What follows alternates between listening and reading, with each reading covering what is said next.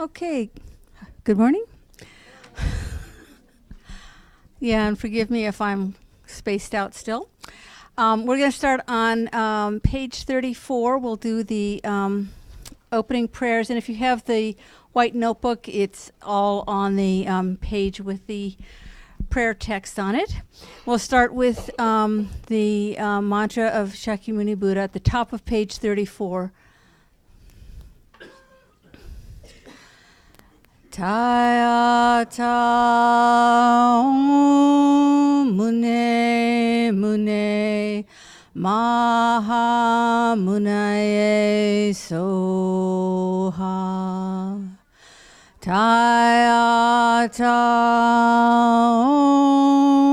mune mune maha munaye soha. Tayata mune mune maha munaye soha. And next we will say the four immeasurables. First we'll say them in English.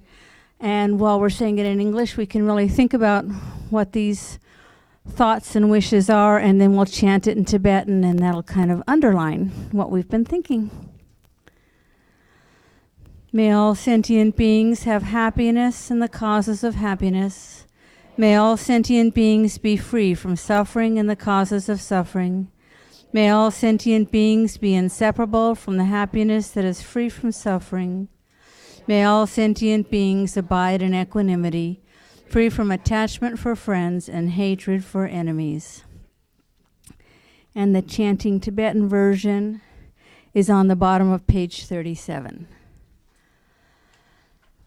Sem chen tam che de wa dang de we kyu dang den par gyur chig dung al dang dug ngal gi gyu dang drel war gyur chig dung al me pe de wa dang mi drel war gyur chig nye ring chog dang ni dang drel we tong yam la ne par gyur chig. And now we'll chant Chen Reizig's mantra 8 times and Green Tara's mantra 7 times. Excuse me. Om Mani Padme Hum, Om Mani Padme Hum, Om Mani Padme Hum, Om Mani Padme Hum, Om Mani Padme Hum, Om Mani Padme Hum, Om Mani Padme Hum, Om Mani Padme Hum. Om Tari Tu Re Soha, Om Tari Tu Re Soha, Om Tari Tu Re Soha, Om Tari Tu Re Soha, Om Tari Tu Re Soha, Om Tari Tu Re Soha, Om Tare Tu Re Soha.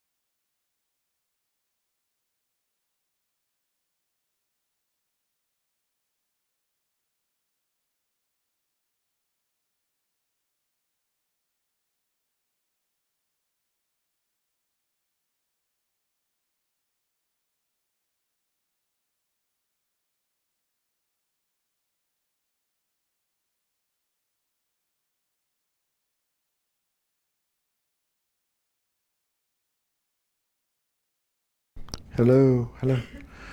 Oh, good. It works.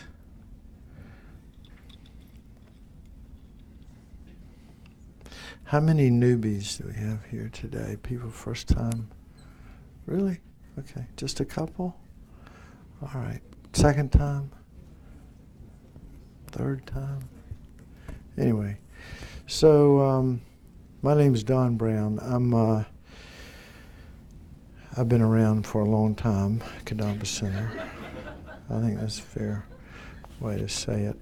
Anyway, yeah, I've been teaching here since the sort of the very beginning, and I'm just saying this so y'all don't think I just got off the boat myself. But anyway, I have recently I was designated what do you call it, Jill? Certified. FPNT registered. Yes, FPNT registered teacher. So, no, it just anyway. Blah blah blah. So I don't. Most people here didn't go to Light of the Path, but Lama Zopa Rinpoche, who is the Grand Poobah, he has repeatedly suggested that whatever we do at the Kadamba Center, we always start out with the bodhicitta motivation. Most people have no idea. How many people know what bodhicitta means? I got a few. How many people know how to generate bodhicitta? I know the meditations. Raise your hands real high. I want to see. So, when you say when we say generate bodhicitta, you got no idea what that means, right? We don't know how to do that. Or generate the altruistic intention to become enlightened based on love and compassion. Duh. It kind of lands flat. It doesn't, nothing. We don't feel anything. So so according to the laws of karma, those of you who are experienced, what's the single most important factor in karma when we're talking about actions and their results? What's the single most important factor? Motivation, intention. So, we're using those words kind of interchangeably here, but the most powerful motivation for spiritual awakening is bodhicitta. Okay? So we should know how to do this. At least we should be familiar with the word, and then gradually over time learn how to develop it. But there's a series of meditations. So it's always good to do this. So if you can hang on to your seat here for a few minutes, we'll do this. We'll do a meditation. It'll be a guided meditation, so it won't be hard to follow, hopefully. And I'd like for you to sit up. We're probably looking at 15 to 20 minutes of guided meditation, maybe less, maybe more. We'll see. Thank you.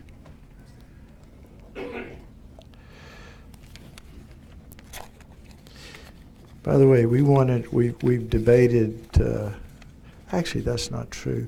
We talked about changing or adding some things to the name of Kadampa Center. Like call it Kadampa Center for Hemant. Are you here? Anyway, something like training in compassion and loving kindness, because that's really what our main game is.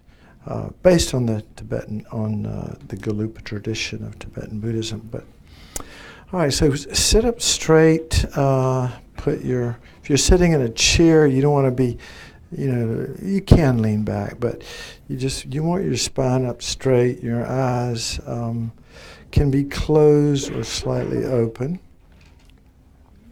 and then we'll follow the breath. Put your hands in your lap or on your thighs, either one, whatever's comfortable. And your head's not down or back, it's in a chin kind of slightly tucked in, tongue at the roof of the mouth, shoulders down and back, hands in the lap, both feet on the floor, back straight, but comfortable. It should be a position.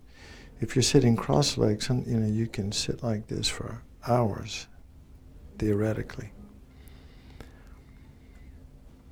So take a couple of deeper, you might say cleansing breaths, and just let go.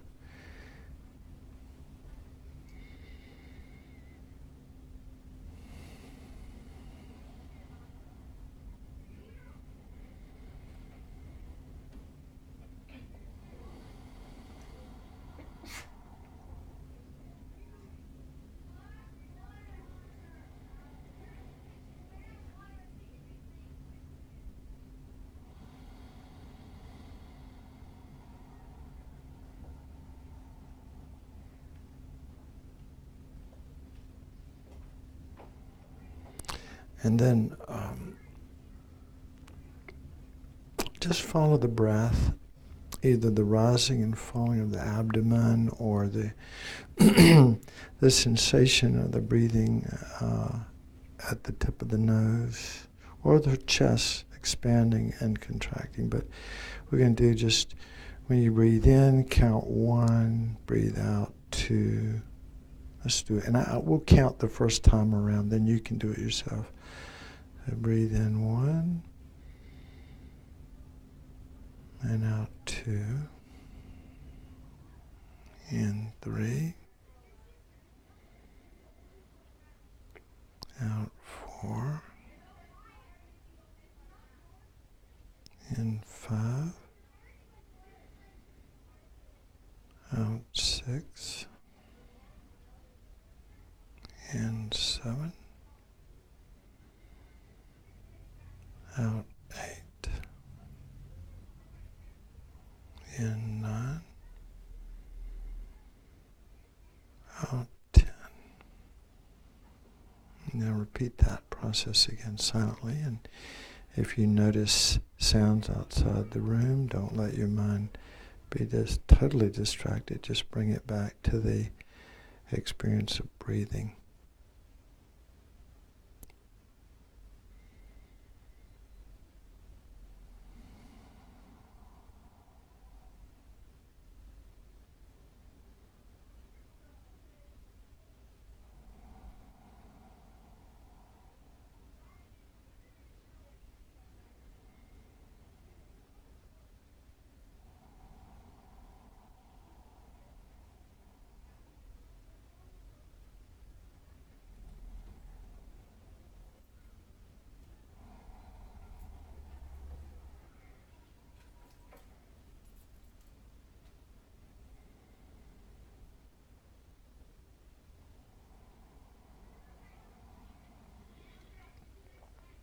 Now, the first step in developing this bodhicitta, bodhi means awakening, citta these are Sanskrit word, means mind.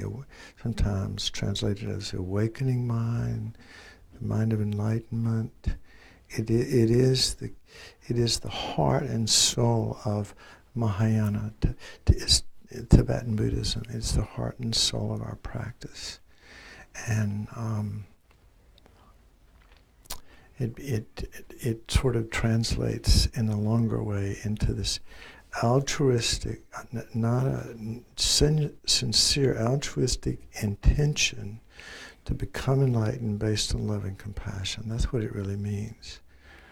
But it's not something we can just, in the beginning, it's effortful, bodhicitta. It takes effort to develop this, because this attitude is antithetical to our natural, instinctive, self-centered attitude. So we have to really work to develop this.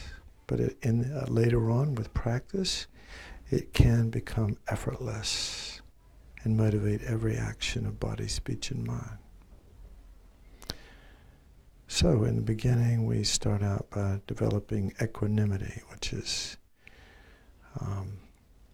this equanimous mind that doesn't cling to friends or feel aversion to beings that we somehow find distasteful, or feel indifference towards strangers. So oftentimes the way we do this is in meditation.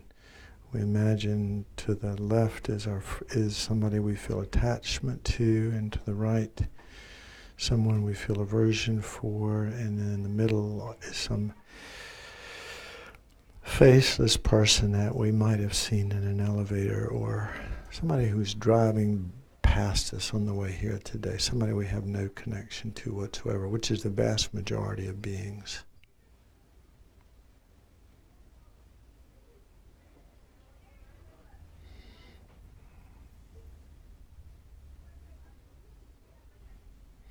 And we have to look at the problems with attachment before we even have any interest in letting go of our attachment to these individuals that, we label a friend or loved one or whatever.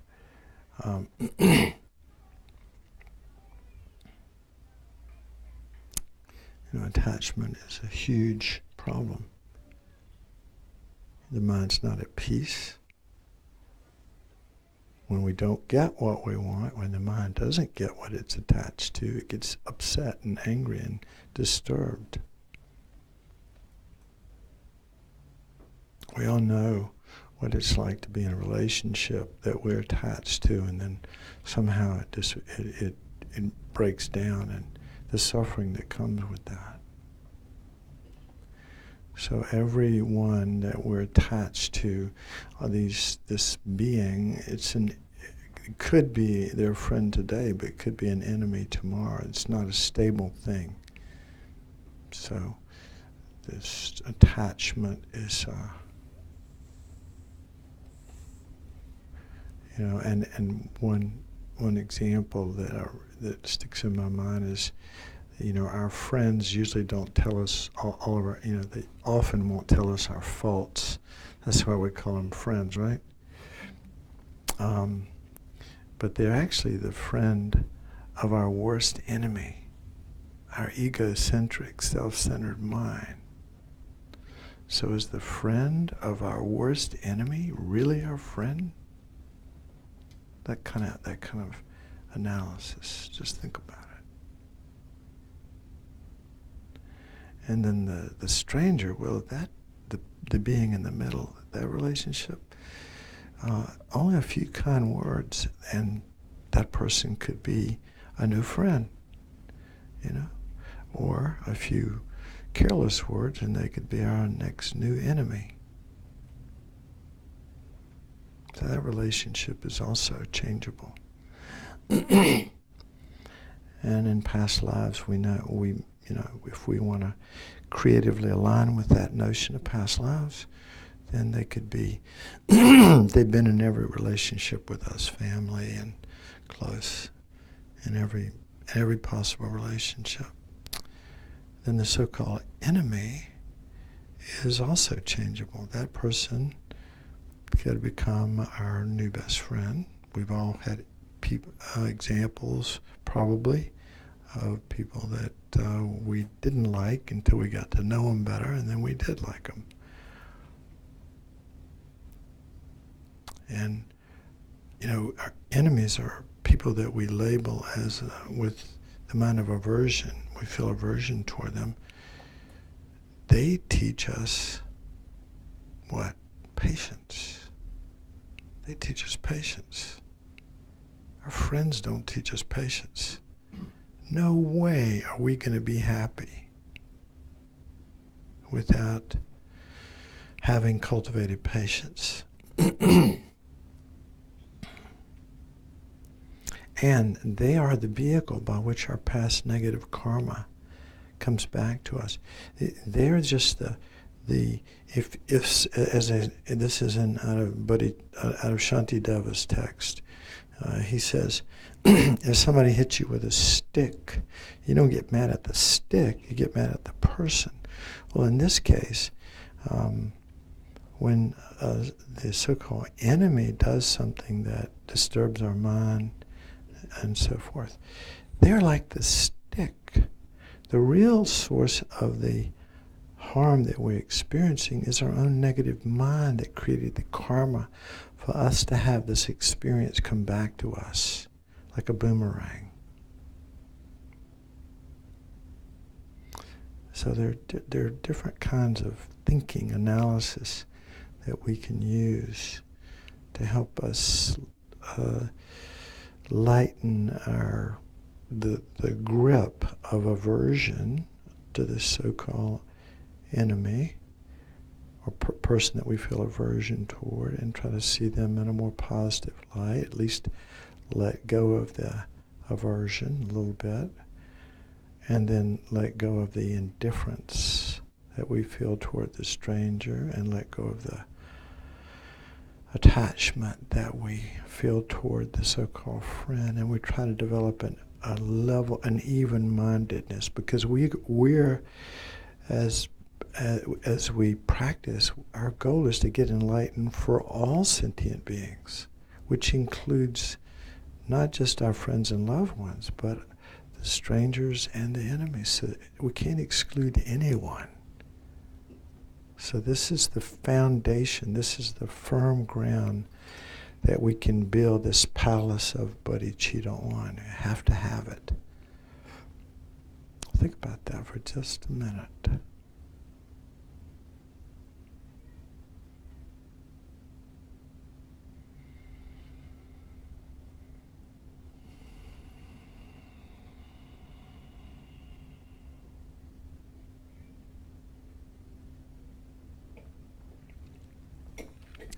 Now, most people, I'd say at least 50-50 people that come to Kadampa Center are at least open to the possibility of past and future lifetimes. You don't have to believe it. It's a process, really, for most of us.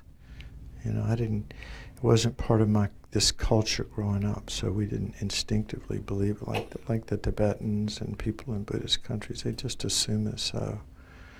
But we're not necessarily like that. So I'm asking those of you who are doubters, which we all are, to at least creatively align with this possibility. And then let's think about the fact that all living beings, throughout all space and time, all living beings have been like family to us in past lifetimes. We always had to have a mother and a father to be born. And whether we were an animal or human or whatever form we took, we always had a mother. So we try to see that all sentient beings have been family or mother to us in past lifetimes. Our mother of this life has been our mother countless times in the past and will be again in the future.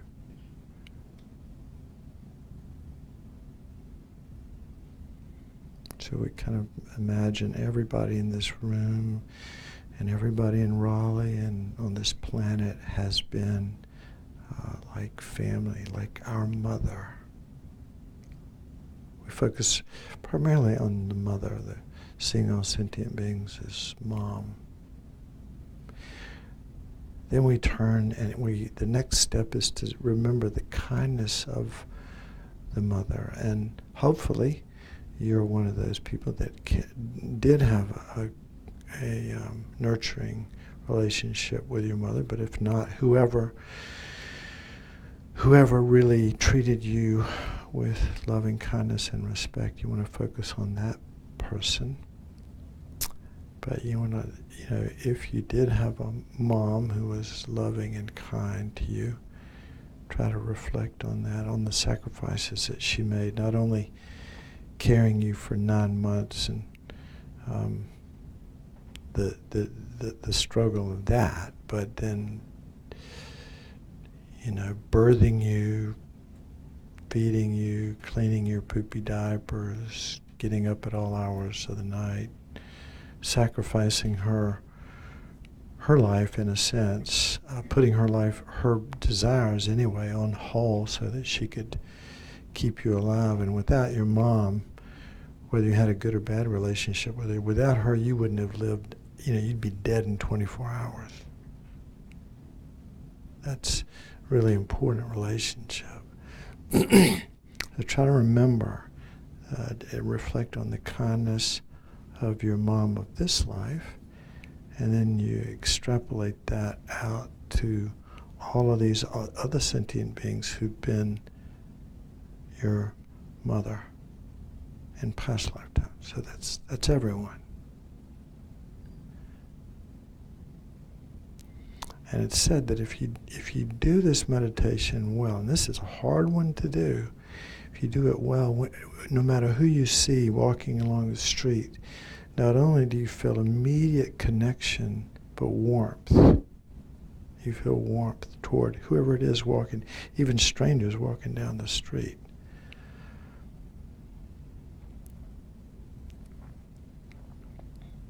Then the next step is the wish to repay the kindness of all mother sentient beings. So it's not somebody else's job. When somebody does something kind for you, it's your responsibility to repay that kindness. So we vow to repay the kindness of all of our kind mother sentient beings.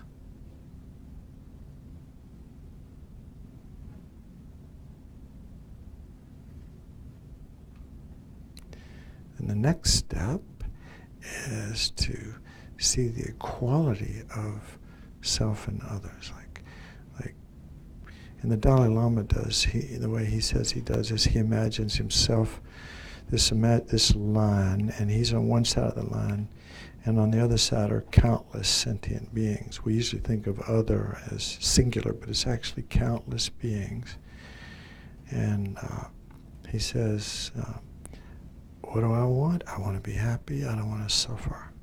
And then countless sentient beings, they all want the same thing. I want to be happy. I don't want to suffer.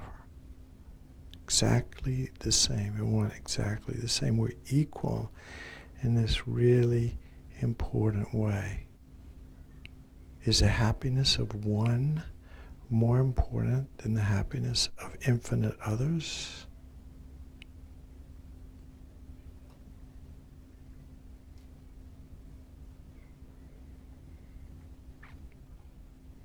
So we're all equal and wanting happiness and not wanting to suffer. You look into the eyes of your children, your loved ones, the people in this room, the strangers on the elevator, and people driving down the highway, and wherever you are, we know something very intimate about every one of these beings. They want exactly what we want, going about it in different ways. Be happy, not suffer. Want to be happy, don't want to suffer. Don't want to be unhappy. I want peace. I don't want to suffer. So we're all equal that way. And then the biggest fault, the next step is meditating on the shortcomings of the self-cherishing, selfish mind.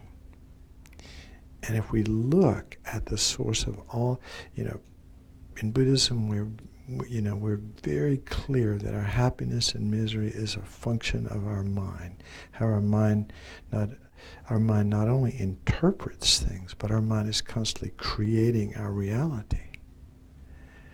It's much deeper than just, a decision to like or not like this or that. It's much bigger than that. But the source, from the Buddhist perspective, the source of all of our suffering and the suffering in this world, from individuals to entire countries and the planet in general and beyond, the suffering is the cause of one demonic force. The devil, the real devil resides in our heart in the form of selfish, self-cherishing attitude. How is that so? Well, look at it. Look at all the, if we look at just the 10 non-virtues, the ones of body and speech anyway, killing, stealing, adultery, all of those are the product of a selfish, self-cherishing mind. Lying, slander, harsh, frivolous talk, all of that comes from selfish, self-cherishing mind. Greed, hatred, ignorance, and then 84,000 delusions. There's a lot of them. All of them come from this selfish mind. So it's our biggest enemy, and we think it protects us. We think, I've got to look after me. We think our self-cherishing mind is our friend. It is not our friend. Our friend is the mind that cherishes others. The opposite. Goes completely against our instinctive survival, and also just the delusion of a separate self. Goes against that. So cherishing others is the source of all happiness. As Lama Zopa's bumper sticker says, for happiness, cherish others. Real simple.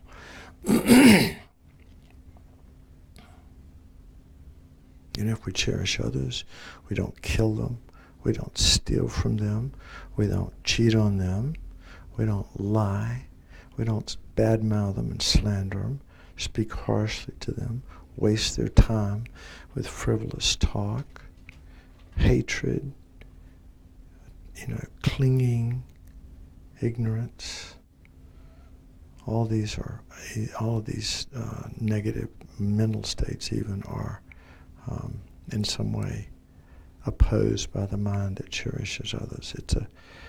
You can feel the energy. The energy of self-cherishing selfishness is kind of like a rock in the heart. The energy is very kind of sucky, and the energy of cherishing others goes out. It's the opposite. It's antithetical to ignorance, which is holding on to this sense of I as the most important thing in the universe, and we cling to this false sense of I. And the next step is to exchange selfish, self-cherishing with cherishing others. And that doesn't mean that you become me. It means we're exchanging the attitude. We're changing the attitude of selfishness and self-cherishing for an attitude of cherishing others. So We woke up this morning definitely, probably, if you were like me, self-cherishing. Okay. Now, for the moment, we're going to try on my new attitude is everything I do, say, and think is based on this cherishing others notion. So we're going to eat lunch today so we can keep our body healthy, so we can benefit others. We're going to drive carefully because we cherish others. We don't want to hurt anybody. We get up in the morning tomorrow and clean up and try to look, whatever, to go to work for others. Everything we do is for others instead of focusing on me, me, I. We dedicate our life to others. Lama Yeshe, who's the founder of the FPMT, I met him the last time I got to talk to him one-on-one. I was leaving the audience I had with him, and he said, I don't have much realization, but he said, as much as I can, I dedicate my life to others. As much as I can, I dedicate my life to others.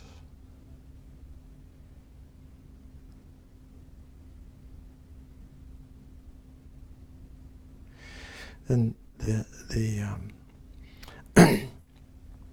next step, which we're not going to take much time on, but it's called Tonglen. If we had time to do it, we would, but we're not going to spend a lot of time. But it's a powerful meditation where we imagine that it cultivates loving kindness and compassion, the subject we're going to go into today. But basically, you imagine the suffering. Start out with yourself, maybe when you were a little boy or girl at a time when you can remember you were struggling, and you imagine that you're suffering, and your angst, sort of rises above you in the form of black smoke or black light, and then you breathe. You slowly breathe. It doesn't have to be in one breath. It can be in several breaths. You breathe that suffering into your heart, and it destroys the self-cherishing selfishness. Your body's full of light, and then gradually you breathe out this light to yourself, giving you happiness. It's the light of loving kindness and compassion. So we, taking on the suffering of others is a way to develop compassion, and giving others happiness and its causes is a way to develop loving kindness. So it's called Tonglen, or taking and giving. Taking on the suffering of others, giving them happiness, what they want and need, temporal and ultimate happiness. Kind of reminds me of Jesus on the cross, I'm taking on the suffering of the world, and I'm giving back everlasting life. I kind of think that that's what he was trying to teach, Tonglen, taking and giving. Then the next step is called, sometimes called the supreme wish. It's lots of different names for it, but it's an attitude of a bodhisattva. It's an attitude that says, I am personally, now this sounds crazy when you say it, but it's an attitude that we want to develop. If it's not something that will, even if we have this attitude, it mainly benefits our mind. I'm personally responsible for the happiness of all sentient beings. And I'm going to, wherever they are, I'm going to help them, no matter where they and whatever their situation is now. I'm going to help them become enlightened. I'm going to guide them from their current state of suffering all the way to enlightenment. That's what I'm going to, and I'm going to do it myself alone. I'm not leaving it up to Geshe Gelek or the Dalai Lama or Lama Zopa or anybody else. It's my job I'm personally responsible for the happiness of universal living beings. It's an attitude of universal responsibility.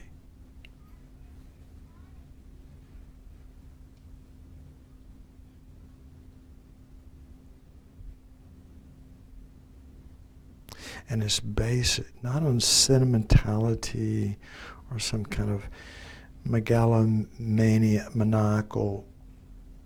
declaration. It's based on sincere love and compassion for all of our kind mother sentient beings, universal living beings. We feel connected, and we want them to be free from suffering. So it's based on that sincere attitude, and that's the key to making this statement. I'm personally responsible for the happiness of all beings, guiding them to supreme enlightenment. And then the last step is recognizing that we don't even have the ability to do it ourselves. We're not enlightened yet. The only person, the only being that can truly guide others sort of to the top of the mountain is somebody who's already been there themselves. So a Buddha, a fully enlightened Buddha, and someone who's eliminated. What's a Buddha? A Buddha is someone who's trained many times over countless lifetimes, but possible to even be a Buddha in this lifetime with enough effort and good karma. Someone who has trained and can guide others from whatever their current mental state is, all the way to supreme enlightenment. And we can't do that. So our goal, our motivation, our intention is to become enlightened in order to be a perfect guide to all sentient beings, based on loving kindness and compassion. I must become enlightened in order to guide all beings to that supreme state. I must practice, renunciation, bodhicitta, emptiness. I must practice tantra, generation and completion stage. I have to keep my vows. I have to make some effort every day to develop my mind slowly.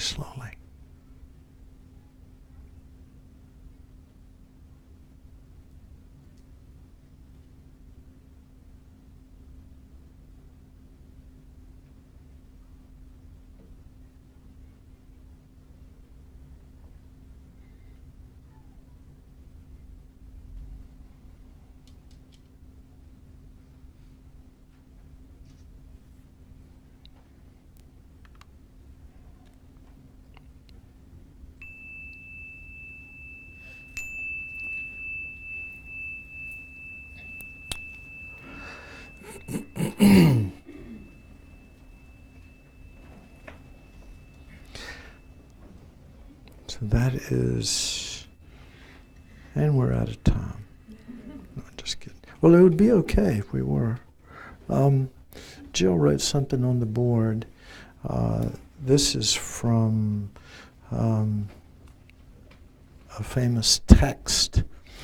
Today the subject is compassion. Now, somebody who doesn't come to the Buddhist Center regularly, or even if you do, somebody tell me give me some definitions of compassion. Let me hear 2 or 3. What is it? Just don't look at that. What is compassion? Hello? Over here. We got a name. We got a volunteer.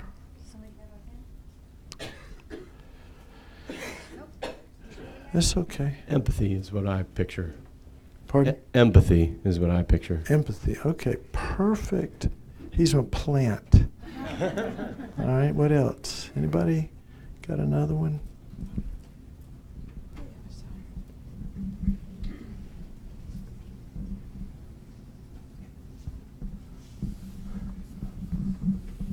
All right, here we go. I think of it as a feeling of caring for other people's suffering. Mm-hmm. Okay.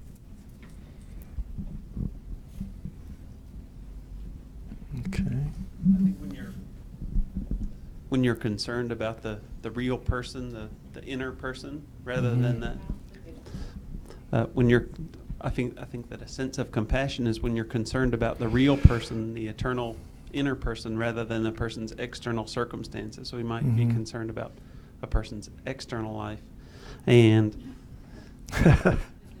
it's important to really care about the transcendental growth of someone on the inside. You care about that aspect of their life. Okay. All right. Thank you. All right. So this is. I cannot read Jeffrey Hopkins. I'm sorry, but he says there are three kinds of compassion.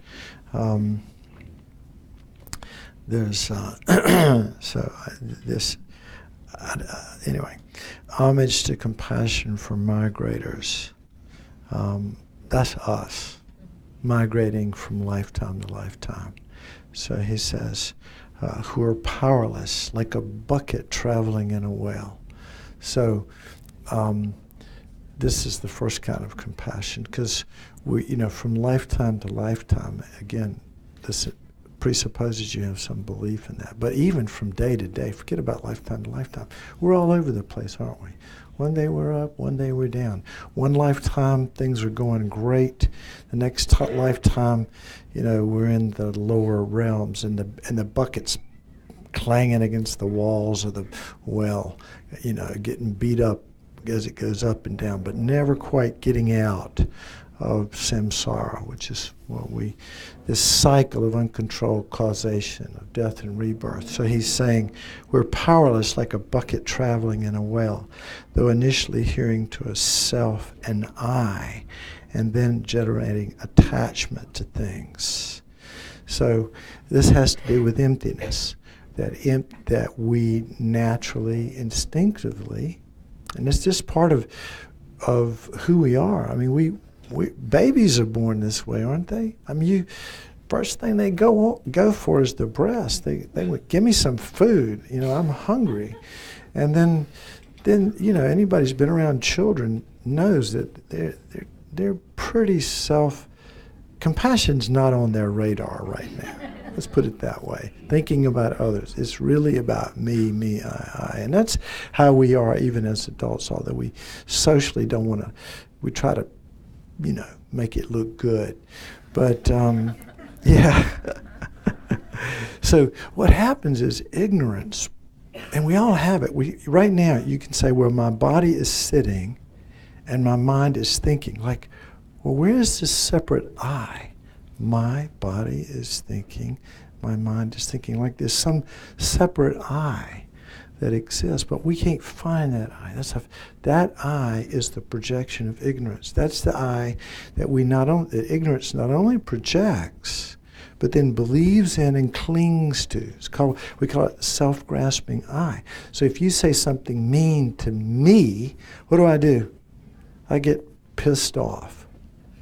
If I see something that is attractive to me, I want it, right?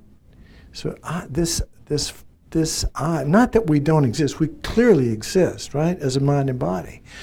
But then ignorance projects an embellished sense of I and creates all the problems that we've ever experienced throughout all space and time.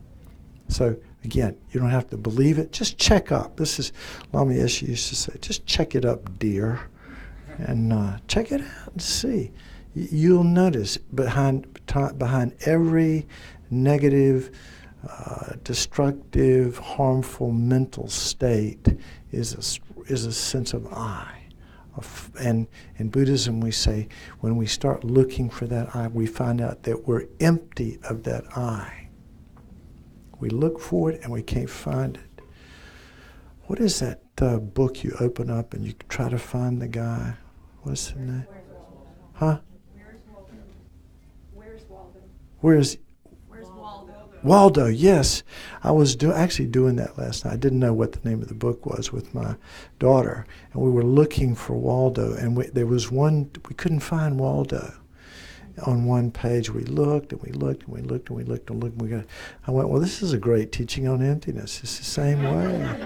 You can't find that I when you look for it. It's a projection of the mind. We actually did find Waldo. I did, after about 20 minutes. So, that's that's the cause of attachment, right? The more we attach to something, what happens? Well, is the mind at peace when it's clinging? No. When we don't have what we want, are we happy? No. When we get the opposite of what we want, what's happening? We're experiencing suffering, right? When we lose what we're attached to, suffering happens. So attachment is usually, ding, that's the one that causes the biggest problems for us, because it creates a lot of problems for us. So this is, and then generating attachment to things. This is mine. Right? Homage to compassion for migrators, seen as evanescent and empty of inherent existence, like a moon in rippling waters. So we're all qualified by impermanence. We're not the same people we were a moment ago. Our mind and body are in a constant state of flux. There's subtle impermanence, which is, if you sit down and meditate, no matter what mental states come up, whether it be bliss, or anger, or fear, or happiness, or whatever, it doesn't last, does it? It's always in a state of flux. It's always in a state of flux. And we don't like that. We don't like that. That causes enormous suffering, because eventually, on a gross level, we get older, we get sick, and then we die. We have to lose the thing that we cherish the most, which is us. We're not ready for that.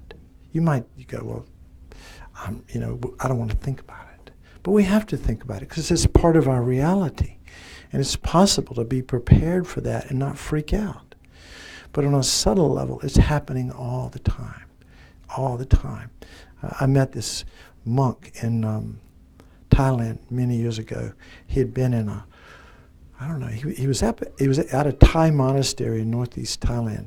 He'd been in a retreat for 5 years, 4 years, something like that, in a kuti, which is this little thing on stilts, I guess, so that the tigers and the cobras can't get you. Ha! But anyway, he was on this, and there was nothing in it except, it was just and they had a tent over it, so he couldn't see out. But the air could get in, it was raised up about this. So anyway, he spent a lot of years in meditation. And I asked him when he was out of the retreat, and I asked him, what was the big thing you learned, the big take-home message, and the most helpful thing? He said, impermanence. Meditating on impermanence, that nothing lasts. Everything, our body, everything that we have, everything, your loved ones, your cars, your houses, everything is going to disappear eventually. So we have to, that's just part of our reality. It's not negative, is it? Just reality. We need to know that, okay? So, and it's possible to live our life in tune with reality, or we can be in resistance to it, right? So I have two things. I hate to do this, but Geshe Gelek is not going to pull out Scientific American. I can promise you that. He might, but he usually won't. There's some articles in here, but from my friend over here who was talking about empathy. So this is an article from, I sent this to several friends. I don't usually do much with Facebook, but I did send it out. It's called The Perils of Empathy. The politics and policy, trying to feel the pain of others is a bad idea. Empathy distorts our reasoning and makes us biased, tribal, and often cruel. Whoa. Hang on to your seats. So anyway, first, I'll just read the first paragraph. I'm going to read a little bit here, so hang with me.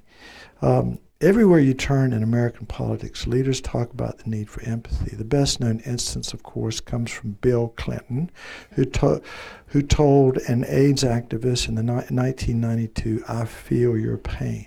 But it's also a recurrent theme in the career of Barack Obama, who declared in 2007, while still a senator, the biggest deficit that we have in our society and in the world right now is an empathy deficit.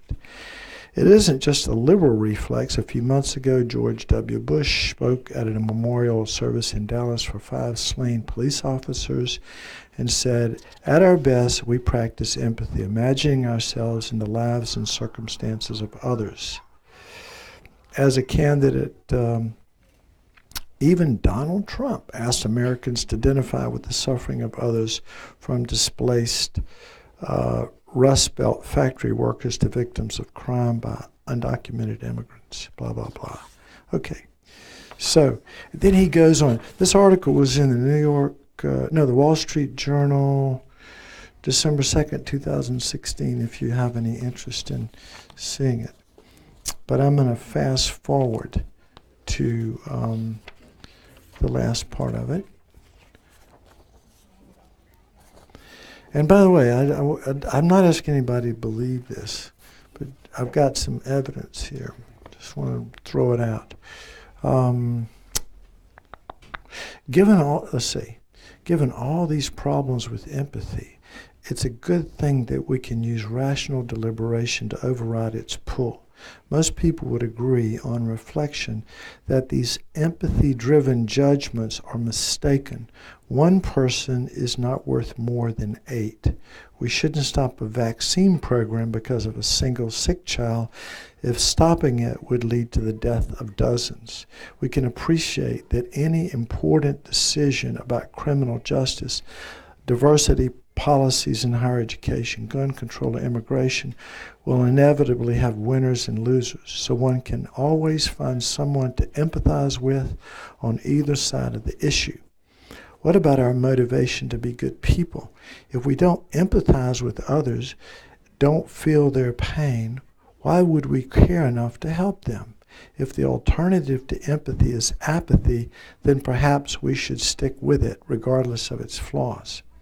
Fortunately, empathy isn't the only force motivating us to do good. Empathy can be clearly distinguished from concern or compassion. So hear this. Empathy can be clearly distinguished from concern or compassion, caring about others, valuing their fates. The distinction is nicely summarized by neuroscientists, blah, blah, blah, in 2014 article in the Journal of Biology. In contrast to empathy, this is what they said, quote, compassion does not mean sharing the suffering of the other. Rather, it is characterized by feelings of warmth, concern, and care for the other, as well as a strong motivation to improve the other's well-being. Compassion is feeling for, not feeling with the other. I'll read the rest of this in just a second, but in probably 1996 or 7, Geshe was here. He was a great teacher. He'd been living in Madison, Wisconsin for many years. He was a Geshe, and I remember asking him this question: that wouldn't compassion make you sad, Geshe? Wouldn't it make you sad? And I mean, thinking about others' suffering and so on. And he said, if you're generating a heavy, sad mind when you're thinking of others' suffering, that's not compassion. He said compassion makes you happier and happier and happier. So we really have to distinguish between these two. All right. In a series of studies that I conducted at Yale University with couple of people, just published in Journal of Emotion. We compared the people's scores on 2 different scales, one measuring emotional empathy and another measuring compassion. As predicted, we found that the scales tap different aspects of our nature. You can be high in one and low in another. We found as well that compassion predicts charitable donations, but empathy does not. There is also a body of research led by Tanya Singer in which people were trained to experience either empathy or compassion. Now I'll go over this. This is what's in Scientific American. The empathy training people,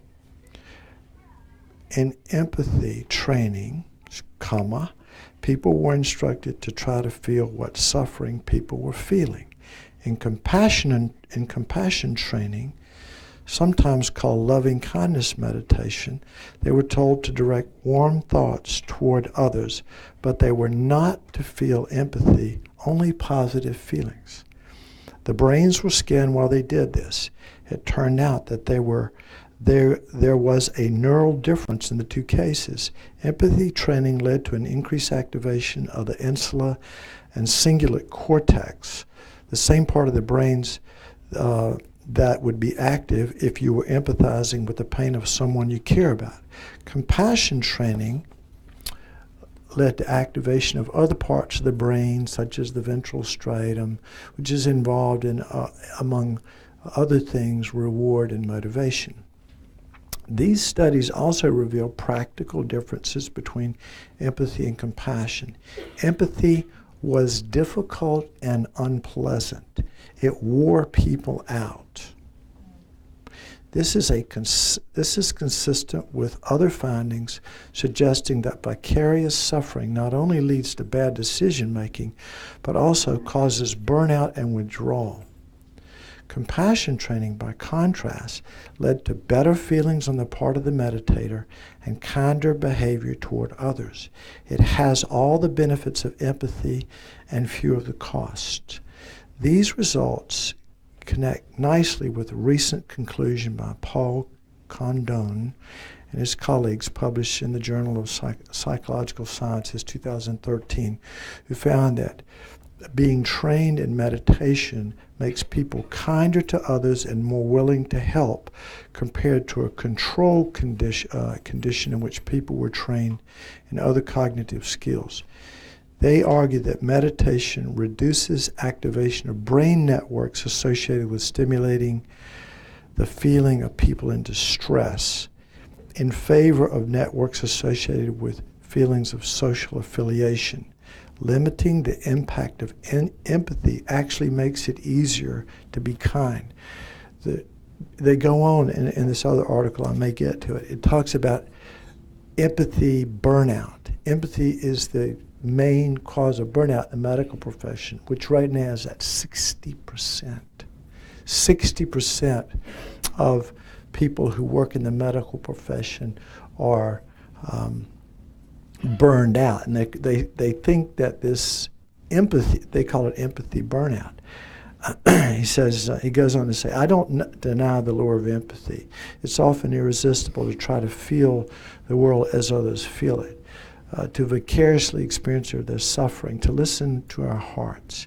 It really does seem like a gift, one that enhances the life of the giver. The alternative, careful reasoning mixed with a more distant compassion, seems cold and unfeeling. The main thing to be said in its favor is that it makes the world a better place. So, compassion. And then there's somebody's written a book.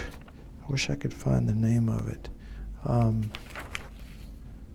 Anyway, the book is like it's about.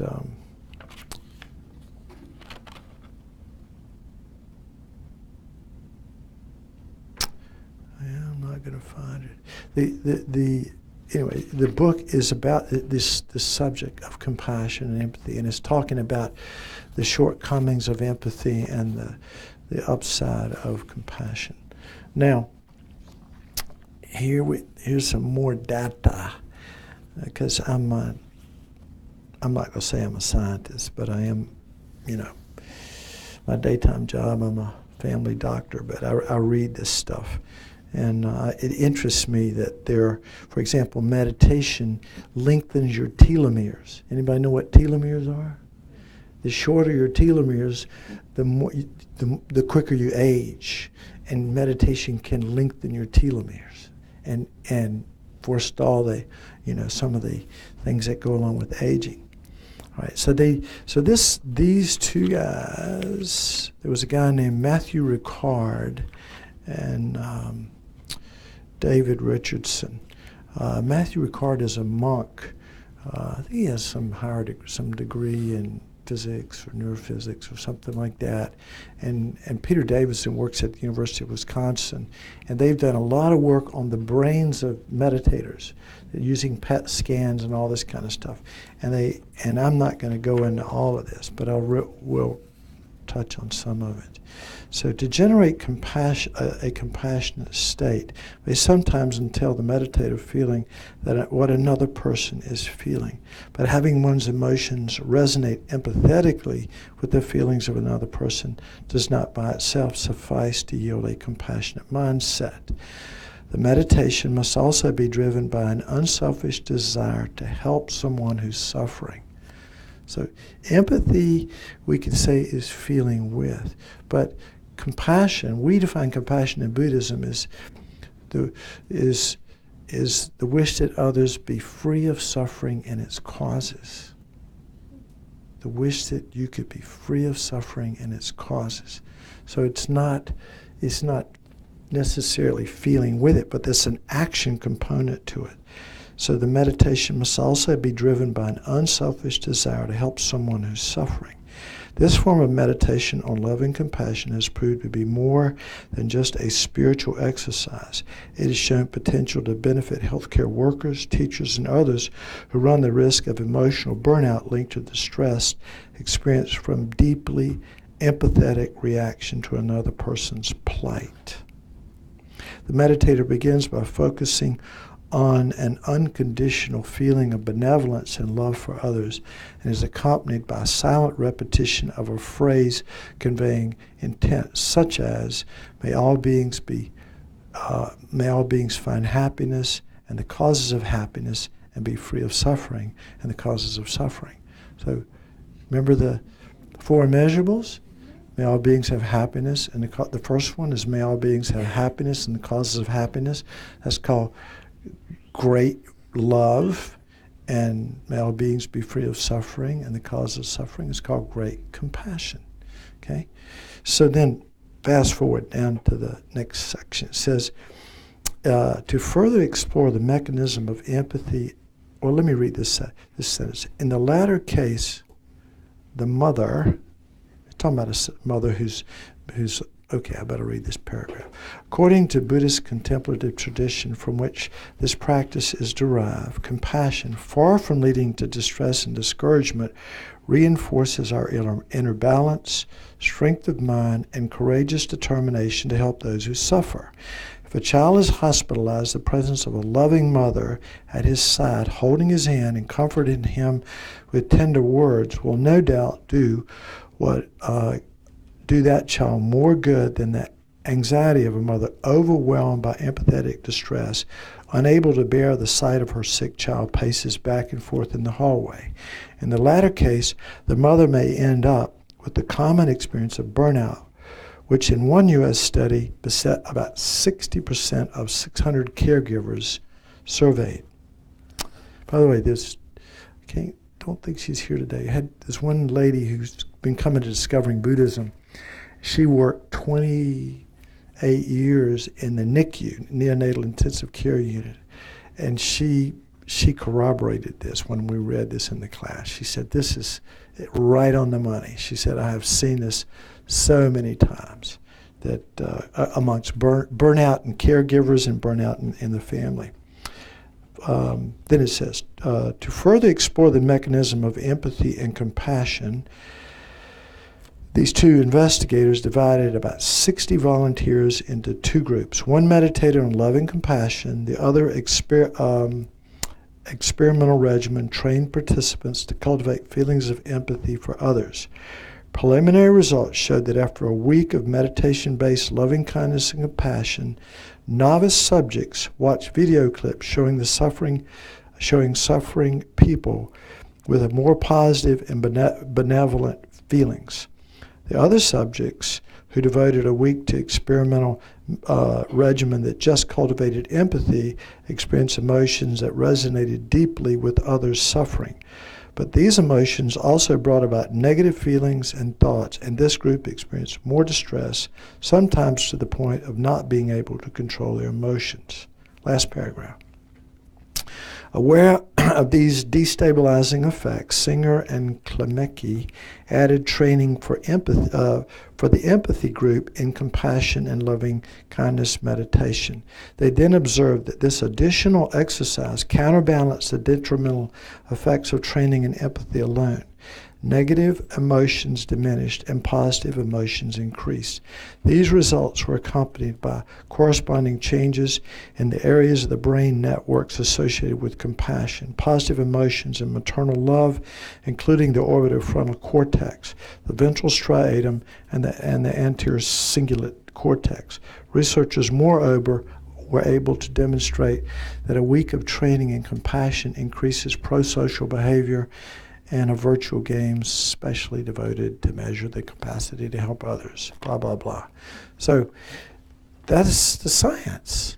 That's the science behind some of what we strive to do here, which I think is cool, is to train ourselves in compassion and loving kindness. And I talked to somebody who's from Madison, and they've also shown, I read this too, that the brain, particularly the frontal cortex, actually increases in size in meditators. Okay? Maybe you've read this? Well, Richard Davison this is their next big study. They want to see if we can diminish, avert, or even avert Alzheimer's disease with meditation. Because by what naturally happens to the brain, we call it, when we do CAT scans of elderly people, the brain is shrunk. That's just normal. The radiologist says, the brain is shrunk, normal for age. Like somehow when you're 80 years old, your brain's supposed to shrink. Well, dementia is not normal. Now, as we age, what is normal is that the computer slows down. It takes longer to retrieve information, but you can still teach old dogs new tricks. So that's not part of the normal aging process. Yet we've almost gotten to the point where we think it is, and it's not. So meditation, particularly on meditation on loving kindness and compassion, and mindfulness practice can actually cause the brain to grow and maybe avert some of these problems that go along with aging. So now we have 4 minutes for questions. Yeah.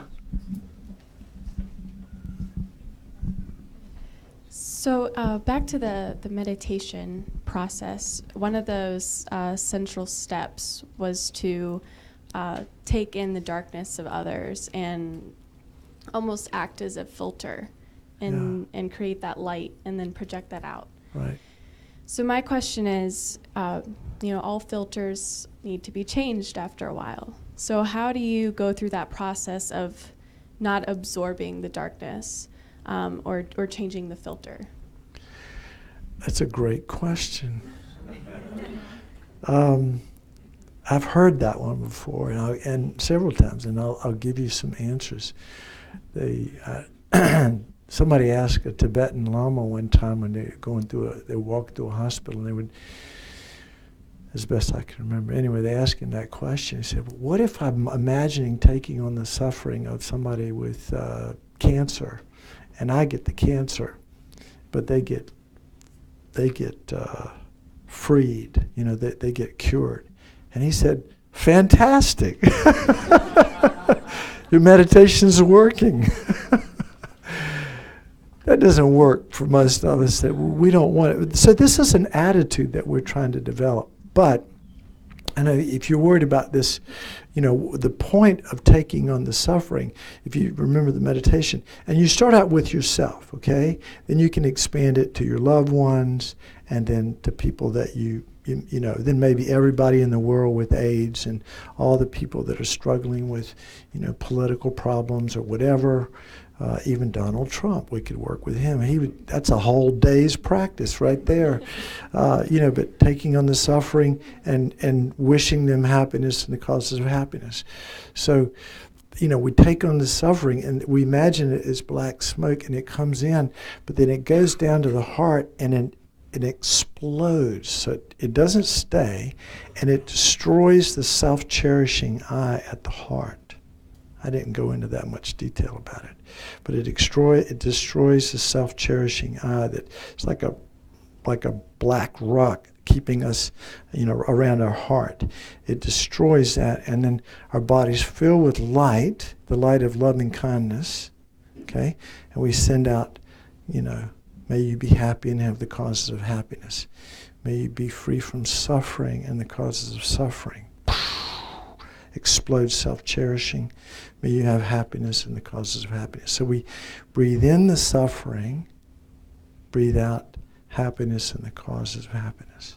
So it's almost as if we're absorbing a negative with our own negative, and therefore converting it into a positive. Exactly. Okay. Exactly. Thank you. Yeah.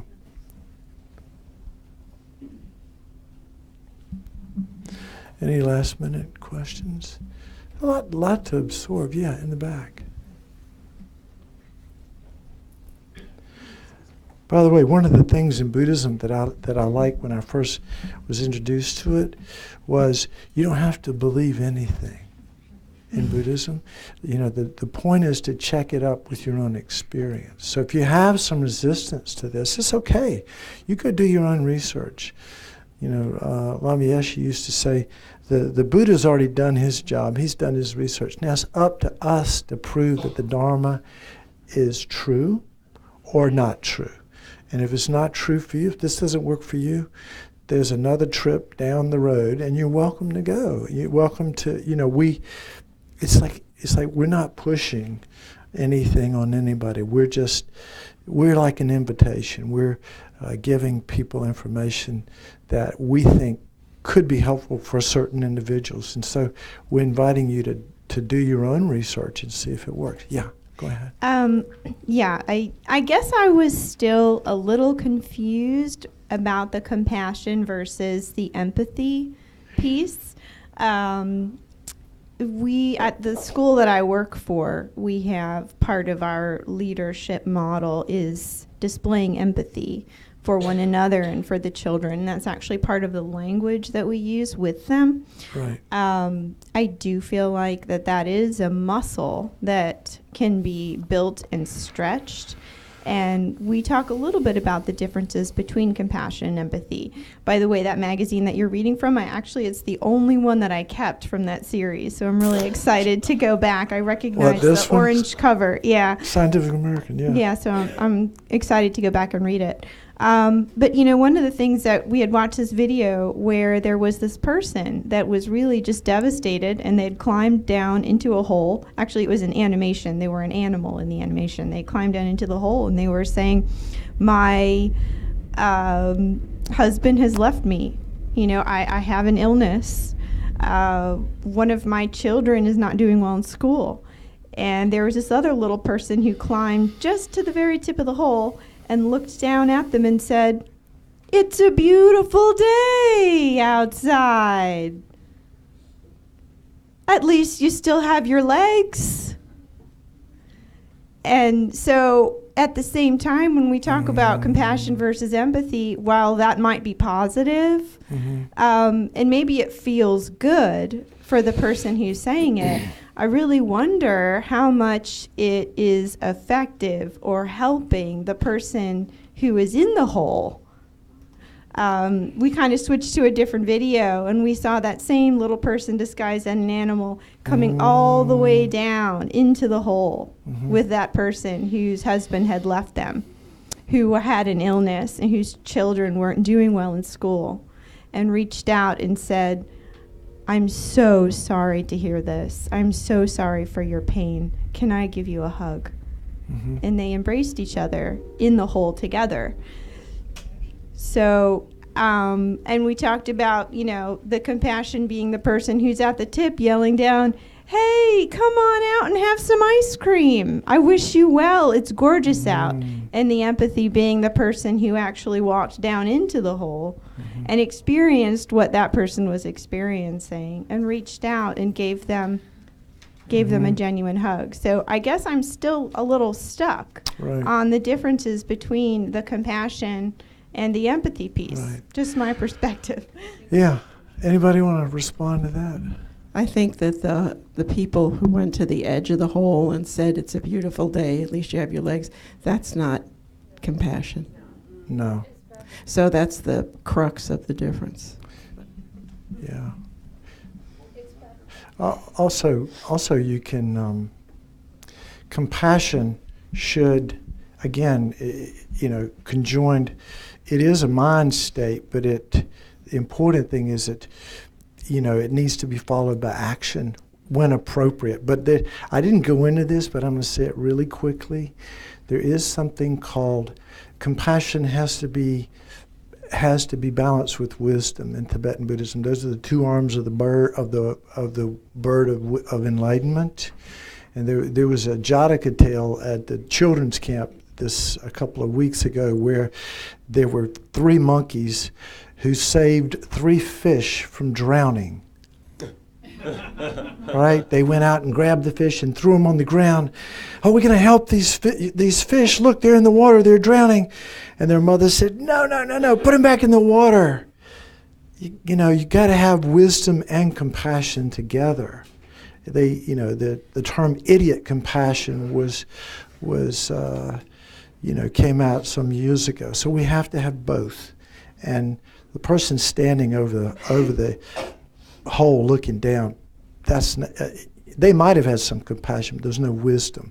The wisdom would have sent them down into the hole to get them to help that person. Yeah. Well, as I try to internalize and synthesize the differences between empathy and compassion, I picture that compassion is the thought and active giving of yourself, and empathy maybe you trying to take from the other individual. And in my own impression and in my own reality is that we cannot take from individuals, we cannot compel emotion and thought and action and change in individuals. We can only give of ourselves in action and in positive intention in order to encourage positive outcomes. And so as I'm trying to internalize and synthesize those differences, I think that I do like compassion more than empathy, in that compassion focuses on me and my giving towards some sort of positive outcome. Thank you.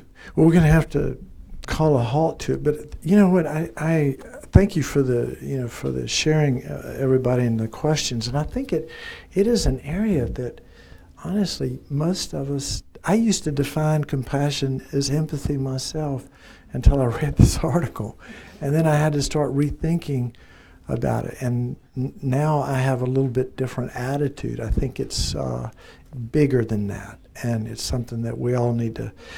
I'm inviting us all to kind of take another look at what we mean by compassion and what we mean by empathy. And when we're suffering, when we see our children struggling, I think it's more empathy than it is compassion.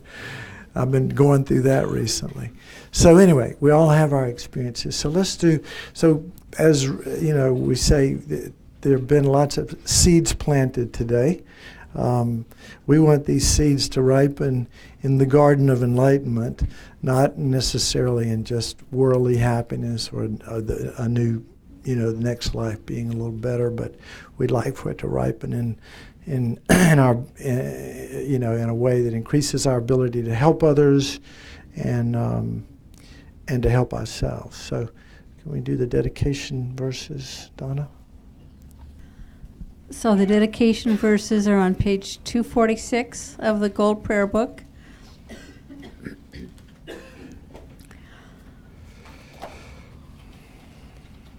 And again, let's read this kind of slowly today and really relish the words that we're saying and think about what it means.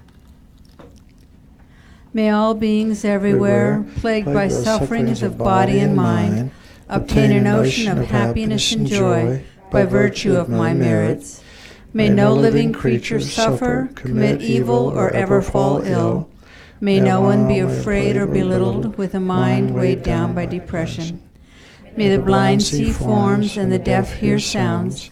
May those whose bodies are worn with toil be restored on finding repose.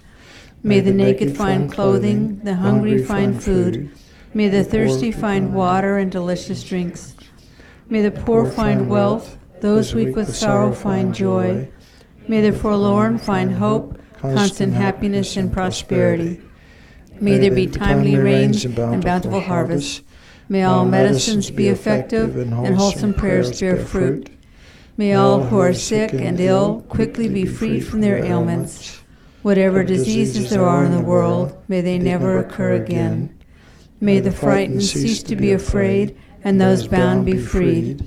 May the powerless find power, and may people think of benefiting each other. For as long as space remains, for as long as sentient beings remain, until then may I too remain to dispel the miseries of the world. Okay, thank you.